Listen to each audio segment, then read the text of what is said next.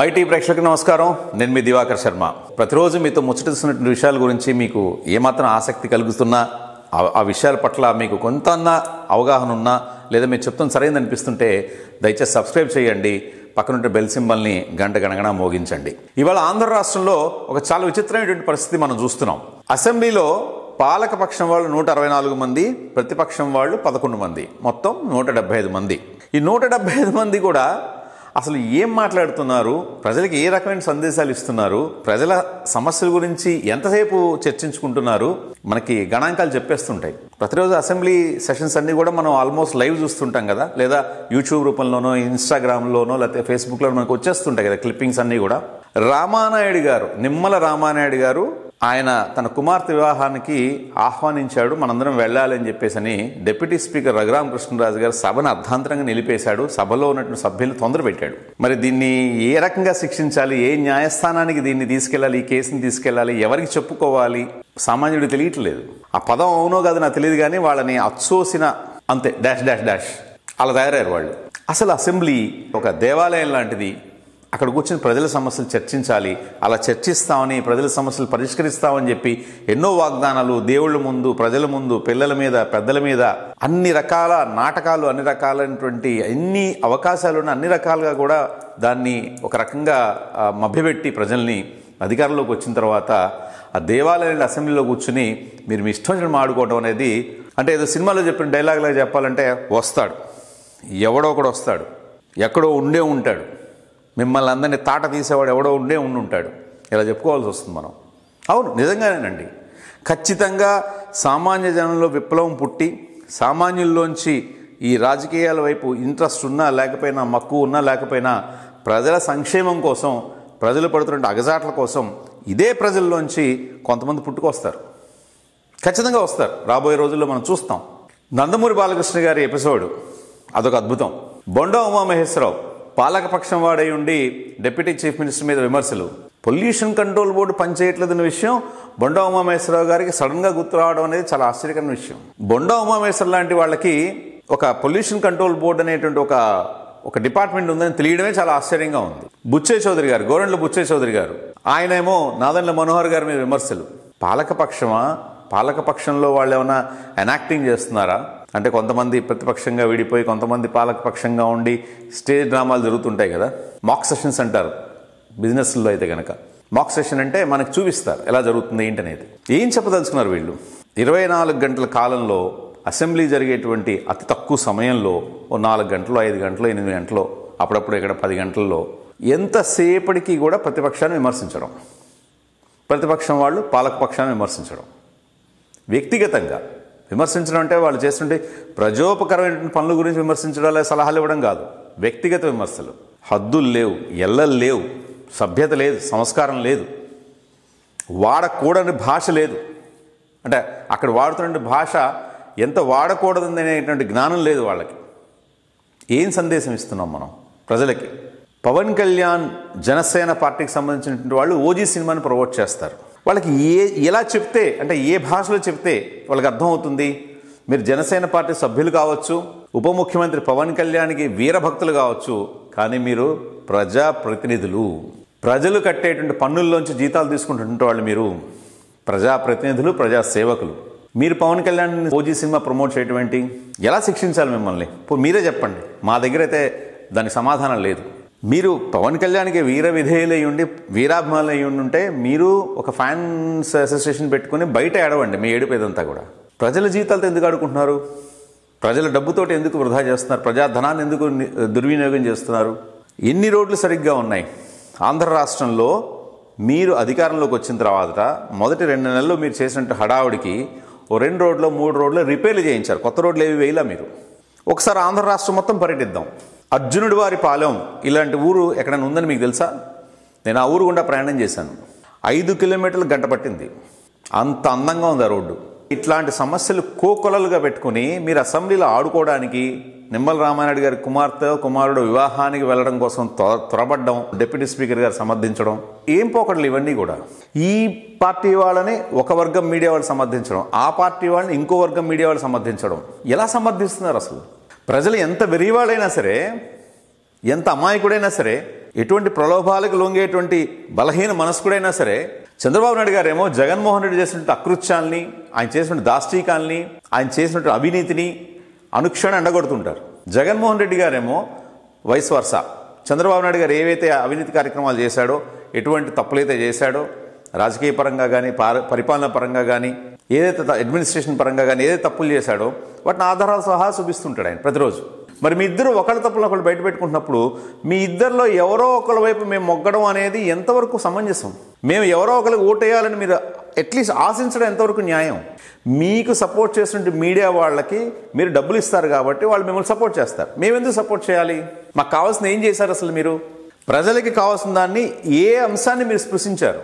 మీరు 2024 జూన్లో అధికారంలోకి వచ్చిన తర్వాత ఏ జగన్మోహన్ రెడ్డి అయితే ప్రజల్ని సర్వనాశనం చేశాడనేటువంటి నిజాన్ని నిర్భయంగా చెప్పి అదే నినాదాన్ని తీసుకుని మీరు ఎన్నికల ప్రచారంలో ఊదరగొట్టేసేసి మీరు అధికారంలోకి వచ్చాక ఏ జగన్మోహన్ రెడ్డి వల్లైతే ప్రజలు ఇబ్బందులకు గురయ్యారు ఆ ప్రజలకి మీరేం చేశారు?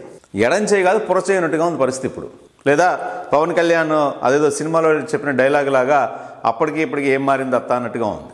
2024కు ముందు ఎంతమందికి ఉద్యోగాలు వచ్చాయి, 2024 జూన్ తర్వాత ఎంతమందికి ఉద్యోగాలు వచ్చాయి? సో మీరు చిత్తశుద్ధి అనేది మీ దగ్గర నుంచి ఎక్స్పెక్ట్ చేయడం అనేది చాలా తప్పు. దాన్ని మించినటువంటి వెరితనం ఇంకోటి లేదు. కానీ ఇక్కడ బాధ ఏంటంటే సామాన్య ప్రజానీకానికి ఇంకా ఏదో ఆశ. మా పవన్ కళ్యాణ్ ఏదో చేసేస్తాడు, మా లోకేష్ బాబు ఏదో చేసేస్తాడు, మా చంద్రబాబు నాయుడు ఏదో చేసేస్తాడు. ఏం చేయడానికి అవకాశం లేదు అక్కడ. వాళ్ళకి తెలిస్తేనే కదా అసలు అడ్మినిస్ట్రేషన్ అనేది తెలిస్తేనే కదా. చంద్రబాబు నాయుడు గారు చాలా పెద్ద అడ్మినిస్ట్రేటర్ అంటే ఒక నినాదాన్ని ప్రజల్లోకి చాలా చక్కగా చాకచక్యంగా తీసుకెళ్ళగలిగారు. అంటే ఆయన దాన్ని మార్కెట్ చేసుకోగలిగారు. ఎన్టీ రామారావు గారి దగ్గర నుంచి అధికారం లాక్కున్న తర్వాత చంద్రబాబు నాయుడు గారు రెండోసారి కానీ, మూడోసారి కానీ, నాలుగోసారి కానీ పొత్తు లేకుండా ఎన్నికలకు వెళ్ళగలిగారా? పొత్తు లేకుండా బీజేపీతో కావచ్చు, ఇంకో జనసేనతో కావచ్చు, సింగిల్గా పోటీ చేయగలిగారా? ఎందుకు చేయలేకపోయారు? మరి ఆయన అంత దార్శనికుడు, హైటెక్ సిటీ కట్టినట్టు మహానుభావుడు, ఎన్నో విప్లవాత్మకమైన మార్పులు తీసుకొచ్చిన వ్యక్తి. మరి ఎందుకని ఎన్నికలకి సింగిల్గా వెళ్ళలేకపోయాడు? మీరు నన్ను చూసి ఓటేయండి అని ధైర్యం ఎందుకు చెప్పలేకపోయాడు? సరే, రాష్ట్ర విభజన సమయంలో ఆయన ఏం చేశాడో అందరికీ తెలుసు. ఎక్కడుంది దార్శనికత? అపర చాణక్యుడు అనేటువంటి ఆ బిరుదుకి అర్హత ఎక్కడుంది ఆయనకి? అమరావతి కట్టడం, అమరావతి నిర్మాణం, అమరావతిని గెజెట్లో నోటిఫికేషన్ చేయించారు ఆయన. అలా చేయించుంటే తర్వాత జగన్మోహన్ రెడ్డి నేను రాజధాని మారుస్తానడానికి అవకాశం ఉండేదా? ఇక్కడ నేను చంద్రబాబు నాయుడు గారిని విమర్శించట్లేదండి, పవన్ కళ్యాణ్ గారిని విమర్శించట్లేదు. ఏ పార్టీ కూడా ఆంధ్ర రాష్ట్రాన్ని ఇప్పటివరకు పరిపాలించినటువంటి ఏ పార్టీ కూడా నిజమైనటువంటి సామాన్యుడికి, దిగువ దారిద్ర్యరేఖకి దిగువ ఉన్నటువంటి వాడికి, దిగువ మధ్యతరగతి వాడికి ఏమీ చేయలేదనేదే నా ఆవేదన. కష్టమో నష్టమో రాయో రప్పో కొట్టో మీ బతుకులు మీరు బతుకుతున్నారు, కానీ మీకు ప్రభుత్వాలు ఏ రకమైన సహాయం చేయట్లేదు. ప్రభుత్వాలు ఎవరికి సహాయం చేస్తున్నాయంటే దళారీలకి, వ్యాపారస్తులకి, కాంట్రాక్టర్లకి, బడా బాబులకి, వీళ్ళకి మాత్రమే ప్రభుత్వాలు సహాయం చేస్తున్నాయి. ఇప్పటి వరకు ఆంధ్ర రాష్ట్రంలో ఆంధ్రప్రదేశ్ 1956 నవంబర్ 1న ఏర్పడిన తర్వాత వచ్చినటువంటి ప్రతి ఒక్క ప్రభుత్వం కూడా ఏ ఒక్క ప్రభుత్వం కూడా పేదవాడి ప్రభుత్వం కాదు. దయచేసి మనం మన ఇంటి పక్కనో మనకు తెలిసినటువంటి సోదరులకు మనం చెప్పాల్సింది ఏంటంటే, ఎవరైనా రాజకీయ నాయకుడు కానీ సినిమా యాక్టర్ కానీ మీటింగ్ పెడితే వేలం వెరిలా వెళ్ళకంటరా బాబు అని చెప్పాలి. మనం చూసారు కదా తమిళనాడులో విజయ్ ఏమైందనేది. అంతకుముందు పుష్ప 2 సినిమా రిలీజ్ అయినప్పుడు థియేటర్లో ఏమైందనేది చూసారు కదా. అంతా కూడా మనకేం అవసరం? వాళ్ళని మన భుజాల మీద తీసుకుని మన భుజాలని పల్లకీగా చేసి వాళ్ళని మోయాల్సినటువంటి అవసరం మనకేంటి? మనకి అమ్మ నాన్న లేరా? మనకి అక్క తమ్ముళ్ళు లేరా? మన ఇళ్లలో హీరోలు లేరా? లేదా మనమే హీరో కాదా? ఏ బాలయ్య బాబు తొడగొడితేనే కొట్టినట్ట మనం కొట్టుకోలేమా? మనం కొడితే సౌండ్ రాదా? మీరు ఎంతగానో అభిమానించేటువంటి ఒక వ్యక్తి ప్రజాప్రతినిధిగా దేవాలయం లాంటి అసెంబ్లీలో ఆ రోజున చాలా ఎక్కువ మొత్తంలో మద్యం సేవించి వచ్చారనేది పరిశీలకుల అభిప్రాయం. బ్రీతల్ని ఎదురు అంత దూరంలో పెడితే కూడా పగిలిపోయేంత పరిస్థితిలో ఉన్నాడు ఆయన అని చెప్పేసి చెప్తున్నారు ప్రత్యక్ష సాక్షులు. ఏంటిది? ఎక్కడికి వెళ్తున్నాం మనం? మన వేలుని మనం పొడుచుకుంటుంటే ఎవడైనా లాగడానికి ప్రయత్నం చేసినా సరే, వాడిని చంపేసినా సరే మన వేలుతోటి మన కంటిని మనం పొడుచుకుంటున్నాం. ఈ నాయకుల మీద, సినిమా యాక్టుల మీద అభిమానాన్ని పెంచుకుంటూ. ఉచిత విద్య ఇవ్వలేరా? ఉచిత వైద్యం ఇవ్వలేరా? ఉచిత న్యాయం అందివ్వలేరా? చాలా సునాయాసంగా ఇవ్వచ్చు. ఇప్పుడు ప్రభుత్వంలో ఉన్నటువంటి పవన్ కళ్యాణ్ గారు తలుచుకుంటే సంవత్సరానికి కనిష్టంగా, అంటే ఆయన పడుకొని నిద్రపోతూ కూడా లేదా సినిమా షూటింగ్లో బిజీగా ఉంటూ కూడా సంవత్సరానికి 25 లక్షల ఉద్యోగాలు ఇవ్వచ్చు. నేను ఛాలెంజ్ చేస్తున్నాను. అంటే 25 లక్షల కుటుంబాలకి ఆయన జీవనోపాధి కలిగించవచ్చు. నా అక్క చెల్లెలు, నా అన్నదమ్ములు, నా సోదరులు, తల్లి అని పిలుస్తుంటాడు కదా ఆయన. మరి వాళ్ళెవ్వరికీ ఆయన సహాయం చేయలేడా? ఆయన జేబులో డబ్బు రూపాయి అక్కర్లేదండి. మనమే అడుక్కునే వాళ్ళమేం కాదు. ఆయన దయాధర్మం మీద బతకడానికి. ఆయన ఏదో సినిమాలో వచ్చిన రెమ్యూనరేషన్ అంతా పనిచేస్తున్నాడు. ఇవన్నీ ఈ స్టోరీలన్నీ ఎవరికైనా చెప్పమని చెప్పండి. ఇప్పుడు ప్రభుత్వంలో అధికారంలో ఉన్నటువంటి వ్యక్తుల్లో సెకండ్ ర్యాంక్ పవన్ కళ్యాణ్ గారిది. అంటే ఆయన తర్వాత ఇంక చంద్రబాబు నాయుడు గారే కదా చీఫ్ మినిస్టర్ కదా. మరి ఆయన అధికారాన్ని ఉపయోగించి చాలా పనులు చేయొచ్చు. కొండంద వెలికిని పట్టినట్టు మహిళలకి ఉచిత బస్సు ప్రయాణం, లేదా అమ్మ ఒడి, తల్లి దీవెన, తల్లికి వందనం, ఇలాంటి చిన్న చిన్న పథకాలు కాదు, జీవితాలు సెటిల్ అయిపోవాలి, లైఫ్ టైం సెటిల్మెంట్ రావాలి. ఒక పథకం ప్రారంభించింది ప్రభుత్వం అంటే అందులో పవన్ కళ్యాణ్ లాంటి చాలా పవర్ఫుల్ హీరో నిజమైనటువంటి జీవితంలోకి వచ్చి, నిజమైన రాజకీయాల్లోకి వచ్చి, తెర మీద కాకుండా తెర బయట కూడా ఆయన హీరో అనిపించుకోవాలంటే అద్భుతమైన పథకాలు చాలా ఉన్నాయి. అవి చేయాలి. అవి చేస్తే లైఫ్ సెటిల్ అయిపోతుంది. బిచ్చం వేసినట్టు 1500 వేయటం ఏంటి, 2000 వేయటం ఏంటి, 15,000 వేయటం ఏంటి? ఎవరికి బిచ్చం వేస్తున్నాడు ఆయన? ఎవరి డబ్బులు ఎవరికి ఇస్తున్నాడు? 5 ఏళ్ల కాలంలో నేను ఛాలెంజ్ చేసి చెప్తున్నాను. మా ఛానల్లో కింద స్పెసిఫికేషన్స్లో మా ఫోన్ నంబరు, మా ఈమెయిల్ ఐడి అన్నీ ఉంటాయి. మీరు ఖచ్చితంగా నన్ను కాంటాక్ట్ చేయొచ్చు. నేను సమాధానం చెప్పలేకపోతే నాకు శిక్ష కూడా వేయచ్చు. పవన్ కళ్యాణ్ గారు తలుచుకుంటే సంవత్సరానికి 25 లక్షల ఉద్యోగాలు ఇవ్వచ్చు ప్రభుత్వం తరఫున. ప్రభుత్వ ఉద్యోగాలు 5 ఏళ్ళకి 1,25,00,000. సరే, ఓ 25 లక్షలు ఆయనకి డిస్కౌంట్ ఇద్దాం, 1,00,00,000 ఉద్యోగాలు అయితే ఇవ్వచ్చు, బ్రహ్మాండంగా ఇవ్వచ్చు. అది కూడా full time state government employment create చేయొచ్చు. అన్ని వనరులు ఉన్నాయి మన ఆంధ్రప్రదేశ్లో. ఇన్ని మనకి వాళ్ళు చేయడానికి ఇన్ని అవకాశాలు ఉన్నా సరే, వాళ్ళు చేయకపోయినా సరే, వాళ్ళందరినీ మనం అందరం అంటే నెత్తి మీద ఎక్కించుకోవడం ఎంతవరకు కరెక్ట్? ప్రతిరోజు అసెంబ్లీ చూస్తుంటే రక్తం మరిగిపోతుంటుంది. ఇట్లాంటి వాళ్ళన ప్రజలు ఎన్నుకుంటోంది. నేను ఎప్పుడూ ఎవరికి ఓటేయలేండి, ఇట్లాంటి వాళ్ళకి ఎవరికి వేయను నేను. ప్రజలు ఎలాంటి వాళ్ళని ఎన్నుకుంటున్నారా అని ఒక రకమైనటువంటి విరక్తి, ఆవేదన, అదొక రకమైనటువంటి కాంబినేషన్ ఆఫ్ ఫీలింగ్స్. చక్కటి పరిపాలన అందించేటువంటి అవకాశం ఉన్నటువంటి ఆంధ్రప్రదేశ్ లాంటి రాష్ట్రంలో రాష్ట్రాన్ని శ్మశానం చేస్తున్నారు వీళ్ళు ప్రతిరోజు. ఎంత ప్రజాధనం వృధా అవుతుందంటే కడుపు రగిలిపోతూ ఉంటుంది. బీదలు, పేద, బిక్కి, రాళ్లు కొట్టి, రప్పలు కొట్టి, నానా కష్టాలు పడి సంపాదించి పన్నుల రూపంలో కడుతున్న డబ్బుని వీళ్ళు ఇష్టం వచ్చినట్టు జల్సా చేస్తున్నారు. అసలు రఘురామకృష్ణరాజు గారు లాంటి డిప్యూటీ స్పీకర్ ఉండడం అనేదే మన దౌర్భాగ్యం. ఆయన ఏ ఎండుక గొడుగు ఏదో అంటారు చూసారా, అలాగా ఆ సీట్లో చూస్తుంటే నాకైతే మాటలో చెప్పలేను నేను. ఒక్కళ్ళంటే ఒక్కళ్ళు అసెంబ్లీలో కనిపించేటువంటి 175 మందిలో ఇవాళ అధికారంలో ఉన్నటువంటి ఈ కూటమి ప్రభుత్వంలో ఉన్నటువంటి వాళ్ళు కానీ, ప్రతిపక్షంలో ఉన్నటువంటి వాళ్ళు కానీ ఒక్కళ్ళంటే ఒక్కళ్ళు. దీనికి కారణం ఏంటంటే, మీరు ప్రతి ఒక్క ఎమ్మెల్యేనో ఎంపీనో రెండోసారి మూడోసారి ఎందుకుని వాళ్ళని ఒక రకమైన ఒక బలోపేతం శక్తులుగా తయారు చేసేస్తున్నారు. ఆ శక్తులన్నీ మీ నెత్తి మీద కూర్చొని డ్యాన్స్ చేస్తున్నాయి. ఒక్కసారి విజ్ఞప్తితో ఆలోచించండి. ఈసారి వచ్చే ఎన్నికల్లో అయినా సరే, 2029లో అయినా సరే, ఎవరికి ఓటు వెయ్యం అవసరం వస్తే, కానీ రెండోసారి మూడోసారి ఎన్నికల్లో నిలబడేటువంటి వాడికి మేము వెయ్యకూడదు అని వెంకటేశ్వర ముందు ఎందుకు ప్రమాణం చేసుకోరు? మీరు మొదటిసారి మాత్రమే వాడు ఎంతో కొంత మీ మాట వింటాడు. రెండోసారి నుంచి సమస్య లేదు, మీ నెత్తి మీదకి డాన్స్ వేస్తాడు. ఎవరు ఆపగలరు వాళ్ళని? మీ రోజున ఆపగలరా? కొడాలి నాయన ఆపగలరా? పేరి నాయన ఆపగలరా? బొండా ఉమామేశ్వరని ఆపగలరా? బుచ్చే చదువుని ఆపగలరా? దీనికి ఒకటే మార్గం, వచ్చే ఎన్నికల నుంచి సరే మన దృక్పథాన్ని మార్చుకోవాలి, వెతుక్కోవాలి, అవసరం వస్తే మనమే నిలబడాలి. మనకి నిజంగా ప్రజాసేవ చేయాలి అనేటువంటి ఆకాంక్ష, ఆశ, ఒక రకమైనటువంటి కన్విక్షన్ ఉంటే మనమే నిలబడాలి. 10 మంది కలిసి ఒక పందిని నంది అన్నంత మాత్రం అది నంది కాదు. 10 మంది కలిసి ఒక నందిని పంది అన్నంత మాత్రం అది పంది కాదు. వాళ్ళ గురించి మంచిగా చెప్పే ఛానళ్ళ మాటలు వినకండి.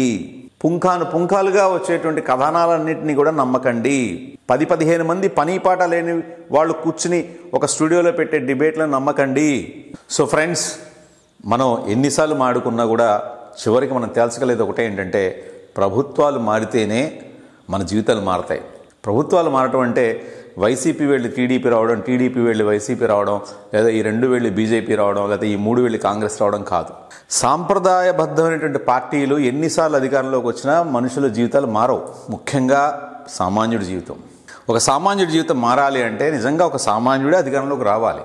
మీరే సామాన్యులు, మీ చుట్టుపక్కల ఉన్న వాళ్ళు, మీ మధ్యలో ఉన్నటువంటి వాళ్ళే సామాన్యులు. వాళ్ళల్లో ప్రతి ఒక్కళ్ళకి ఎంతో కొంత రాజకీయ ఆసక్తి ఉంటుంది. అటువంటి ఆసక్తి ఉన్నటువంటి వాళ్ళందరూ కూడా చైతన్యం అవ్వాలి. మీ ఉద్యోగాలు, మీ వ్యాపారాలు ఏది మానుకోక్కర్లేదు. రోజు ఒక అరగంట, గంట ఆలోచించండి చాలు. నేనే ఎమ్మెల్యే అవ్వాలి అంటే అతి తక్కువ ఖర్చుతోటి ఎలక్షన్ కమిషన్ వాళ్ళు నియంత్రించేటువంటి ఆ లోపల, అంటే ఆ లిమిట్ లోపల 20 లక్షలు, 30 లక్షలు, 40 లక్షలు ఎంతో ఉంటుంది ఒక ఎమ్మెల్యేకి. ఒక ఎంపీకి అయితే 80 లక్షల దాకా ఉంటుంది. ఈ ఎలక్షన్ కమిషన్ నిబంధనలకు లోబడి ఎంత ఖర్చు అయితే పెట్టుకోవచ్చో అంత ఖర్చు పెట్టుకోగలిగినటువంటి వాళ్ళు ఎవరైనా ఉంటే ఖచ్చితంగా రాజకీయాల్లోకి రావాలి. వస్తేనే ఎంతో కొంత ఎక్కడో ఒకటి తొలిఅడుగు పడుతుంది. అటువంటి వాళ్ళు మన చుట్టూతో చాలామంది ఉన్నారు. ప్రతిరోజు నిత్యం రగిలిపోతుంటారు. అసలు ఈ సమస్య ఏంటి, ఇలా గవర్నమెంట్ ఇలా చేసింది అలా చేసింది, వాటి వల్ల ఉపయోగం లేదు. మనం ఎంతో కొంత ఉద్యమిస్తేనే మన బతుకులు బాగుపడతాయి, మన బిడ్డల భవిష్యత్తు బాగుపడుతుంది.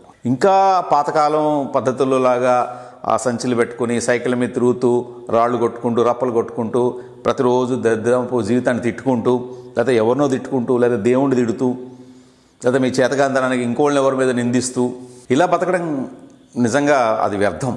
అలా అని చచ్చిపోమని నేను సలహా చెప్పట్లేదు, అయితే అలా నేను ఆశించట్లేదు. నేను మీలో ఉన్నటువంటి ఆ అగ్నిని జ్వలింపచేయండి, స్ఫూర్తి నింపుకోండి, మనం కూడా సాధించగలనే నమ్మకంతో బతకండి. అయిపోయింది జీవితంలో ఇప్పటికీ ఒక 25 ఏళ్ళు నేను వృధా చేశాను, 30 ఏళ్ళు వృధా చేసుకున్నాను, 40 ఏళ్ళు వృధా చేసుకున్నాను. కనీసం మిగతా జీవితం అంతా ఆనందంగా గడపాలి, మిగతా జీవితం అంతా ఎంతో కొంత ప్రశాంతంగా బతకాలి. ఇటువంటి కోరికలు ఉన్నవాళ్ళు, ఇటువంటి ఆలోచనలు ఉన్నవాళ్ళు, రాజకీయాల మీద ఆసక్తి ఉన్నటువంటి వాళ్ళు ఉద్యమించండి, మెదడుకి మేత ఇవ్వండి, మెదడుకి పని పెట్టండి. చాలా మార్గాలు ఉన్నాయి వాళ్ళ రాజకీయాల్లోకి రావడానికి. డబ్బు ఒకటే కాదు. మిమ్మల్ని అలా చూజ్ చేస్తున్నారు. ప్రతి ఒక్క మేధావి మనల్ని అలా చూజ్ చేస్తున్నాడు. కొన్ని వేల కోట్ల రూపాయలు ఉంటే కానీ రాజకీయాల్లోకి రాలేమను. పచ్చి అబద్ధం. రూపాయి లేకుండా రాజకీయాల్లోకి రావడం అసంభవమేమో కానీ కోట్ల రూపాయలు ఉంటే కానీ రాజకీయాల్లోకి రాలేమనేది మాత్రం పచ్చబద్ధం. ఉండాలి, ఎంతో కొంత డబ్బు ఉండాలి ఖచ్చితంగా.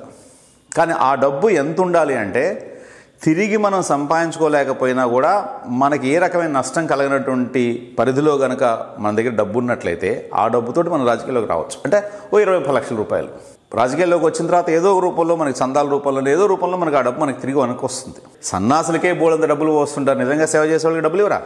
మనిషికో తలా 10 రూపాయలు ఇచ్చినా కూడా చాలు మనకి. సో ఫ్రెండ్స్, దాదాపుగా మన మధ్యలో ప్రతి ఒక్క 1000 మందిలో ఒకళ్ళన్నా కనీసం ఇప్పుడున్నటువంటి సాంప్రదాయబద్ధ పార్టీల చేతుల్లో మోసపోయిన వాళ్ళు ఉంటారు. డబ్బులు తగలేసుకున్నటువంటి వాళ్ళు, డబ్బుతో పాటు మానాన్ని అవమానాన్ని కూడా వదిలేసుకున్నటువంటి వాళ్ళు, అనేక రకాలైనటువంటి హింసకు గురైనటువంటి వాళ్ళు, మానసిక క్షోభకు గురైనటువంటి వాళ్ళు చాలామంది ఉన్నారు మనలో. వాళ్ళందరూ కూడా ఒక్కొక్కళ్ళుగా బయటకు వచ్చి రాజకీయం అంటే ఏంటో తెలుసుకోండి.